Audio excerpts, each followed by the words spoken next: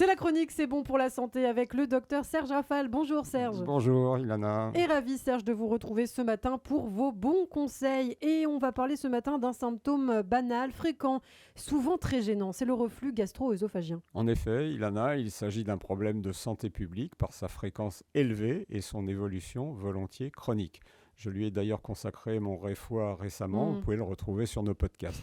On dit qu'il toucherait de façon hebdomadaire entre 15 et 20% de la population française et quotidiennement entre 4 et 7% de nos concitoyens des plus de 50 ans dans près de la moitié des cas. Alors dites-nous, c'est quoi exactement le reflux gastro-œsophagien ? C'est la remontée d'une partie du contenu de l'estomac dans l'œsophage, le long conduit qui part de la bouche et descend vers lui. L'estomac vit dans l'acidité, le liquide gastrique c'est quasiment de l'acide chlorhydrique pur. L'œsophage, lui, n'en supporte pas la moindre trace. On distingue le reflux gastro-œsophagien physiologique, intermittent, qui n'entraîne pas de complications. Les symptômes sont rares, brefs et non douloureux, surviennent surtout après un repas abondant, la nuit ou dans certaines positions, en particulier penché en avant. Et le reflux gastro-œsophagien pathologique, qui est plus important, plus fréquent et plus prolongé dans le temps. L'acidité du liquide gastrique irrite la muqueuse de l'œsophage et peut entraîner son inflammation, ce qu'on appelle une œsophagite.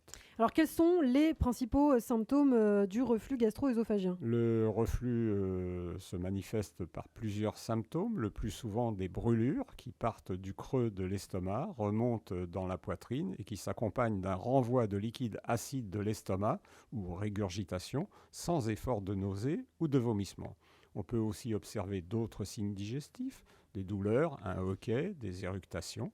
Les symptômes sont parfois discrets ou trompeurs. Ce sont des manifestations pseudo-ORL comme un enrouement, des manifestations pseudo-pulmonaires avec une toux chronique, une gêne respiratoire ou une crise asthmatiforme, et parfois des signes pseudo-cardiaques avec des douleurs thoraciques.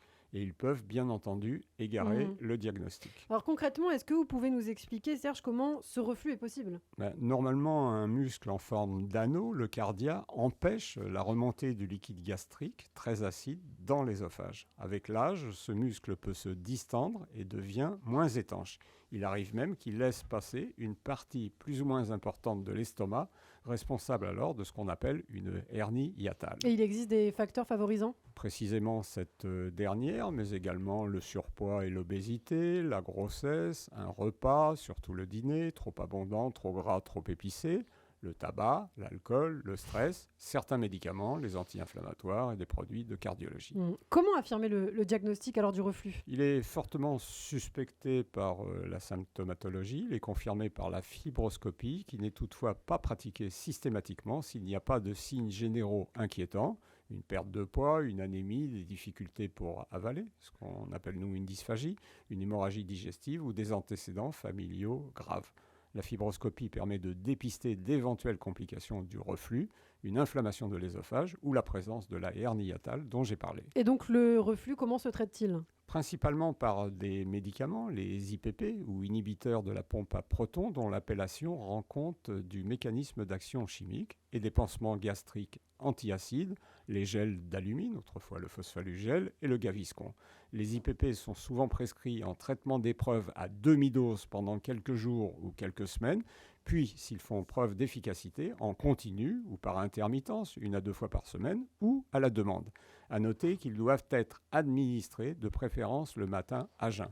Beaucoup d'enquêtes estiment qu'ils sont par facilité trop largement utilisés sans une nécessité impérieuse dans la moitié, voire les 2/3 des cas. Et au lieu des médicaments, est-ce qu'on ne peut pas proposer par exemple des mesures hygiéno-diététiques ? Oui, vous avez raison, il faut bien sûr faire très attention à son alimentation, manger lentement, de petites quantités en mastiquant longuement, ne pas boire en mangeant pour ne pas augmenter le volume de liquide dans l'estomac, ne pas s'allonger ou faire la sieste immédiatement après le repas, mais attendre au moins 30 minutes que la digestion ait commencé. Surélever éventuellement la tête de lit, stopper le tabac, réduire si possible un éventuel surpoids.